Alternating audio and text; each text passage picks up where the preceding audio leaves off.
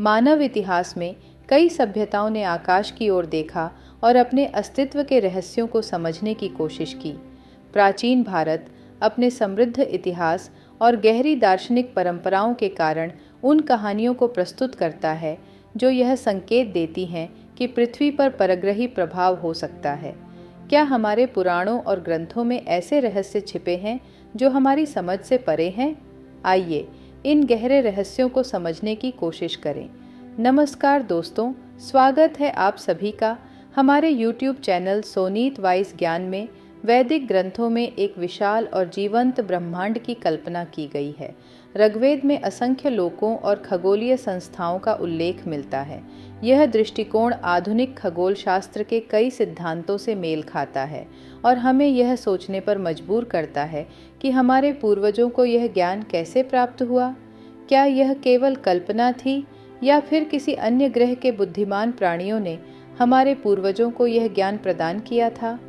वैदिक ग्रंथों में स्वर्ग और पृथ्वी के बीच संवाद की बात कही गई है, जिससे यह लगता है कि किसी प्रकार का ज्ञान आदान प्रदान होता था। क्या हमारे पूर्वज तारे निहार रहे थे या वे किसी परग्रही यात्रियों के मार्गों को समझने का प्रयास कर रहे थे? जीवन के निर्माण से जुड़ी कई अवधारणाएं हैं, जैसे DNA, क्या सच में बाहरी जगत से आई थीं? प्राचीन भारतीय ग्रंथों में मानव सृष्टि को दैवीय हस्तक्षेप से जोड़ा गया है। ऋग्वेद में पुरुष नामक एक ब्रह्मांडीय सत्ता का वर्णन है, जिसके शरीर से संपूर्ण सृष्टि उत्पन्न हुई। क्या यह कथा किसी उन्नत सभ्यता द्वारा किए गए आनुवांशिक प्रयोगों का प्रतीक हो सकती है? इसी तरह दशावतार की कथा, जिसमें विष्णु के 10 अवतारों का उल्लेख है, कुछ वैज्ञानिकों के अनुसार यह जैव विकास की प्रक्रिया को दर्शाती है। जलजीव से आरंभ होकर विकसित मानव तक की यह यात्रा क्या हमारे पूर्वजों द्वारा दी गई संकेतात्मक जानकारी थी? यदि हाँ, तो यह हस्तक्षेप क्यों किया गया था? क्या मानवता किसी परग्रही प्रयोग का हिस्सा थी? हाल के आनुवांशिक शोध बताते हैं कि DNA की संरचना और उसकी आत्म संशोधन क्षमता किसी साधारण प्रक्रिया का परिणाम नहीं हो सकती। क्या यह किसी उन्नत बुद्धिमान प्रजाति द्वारा बनाया गया जटिल तंत्र हो सकता है? प्राचीन ग्रंथों में सांप का प्रतीक बार बार देखने को मिलता है, जिसे ज्ञान, अमरता और ब्रह्मांडीय ऊर्जा से जोड़ा जाता है।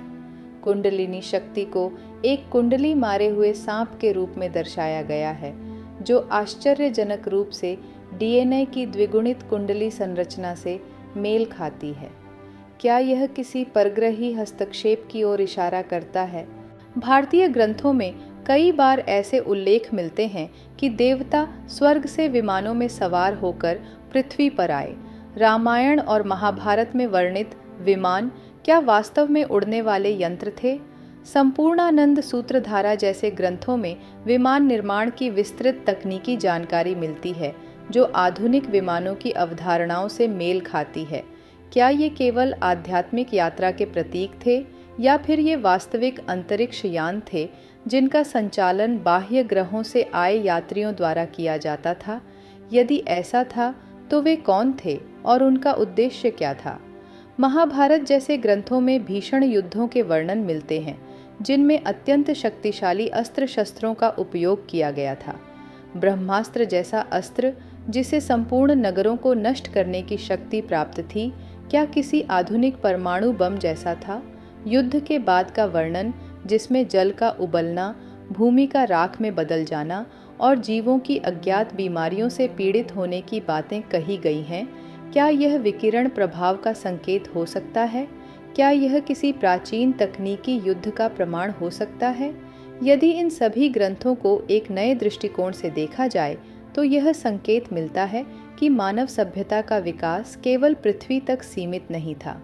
वेदों में दी गई ब्रह्मांडीय जानकारी, विमानों का विस्तृत विवरण और DNA से जुड़े प्रतीक शायद यह दर्शाते हैं कि हमारी संस्कृति और सभ्यता किसी बाहरी बुद्धिमान शक्ति द्वारा प्रभावित की गई थी। क्या ये परग्रही सभ्यताएं हमारी मार्गदर्शक थीं या उनका कोई अन्य उद्देश्य था? क्या पृथ्वी पर जीवन किसी बड़ी ब्रह्मांडीय योजना का हिस्सा है? क्या हमारे पूर्वजों ने कभी परग्रही प्राणियों से संवाद किया था यह प्रश्न हमें इतिहास की गहराइयों में झांकने के लिए प्रेरित करते हैं। भारतीय ग्रंथों में वर्णित देवता क्या वास्तव में उच्च तकनीक से लैस प्राणी थे, जिन्हें हमारे पूर्वजों ने अपनी अल्प ज्ञानता के कारण ईश्वर का दर्जा दिया? जैसे जैसे विज्ञान आगे बढ़ रहा है, प्राचीन रहस्य हमें और अधिक आकर्षित कर रहे हैं।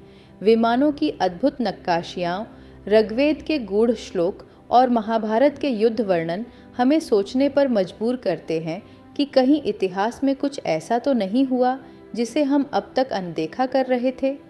क्या हम वास्तव में किसी परग्रही प्रयोग का हिस्सा हैं? यदि हाँ, तो इसका अंतिम उद्देश्य क्या था? ये प्रश्न हमारे मस्तिष्क में गूंजते रहते हैं। उनके उत्तर हमारी आंखों के सामने होते हुए भी अनसुलझे रहते हैं।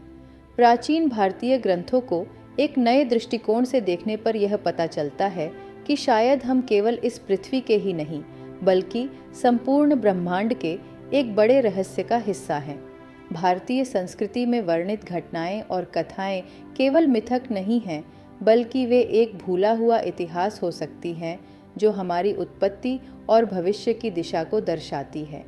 सत्य हमारे सामने है, बस हमें उसे देखने और समझने की आवश्यकता है।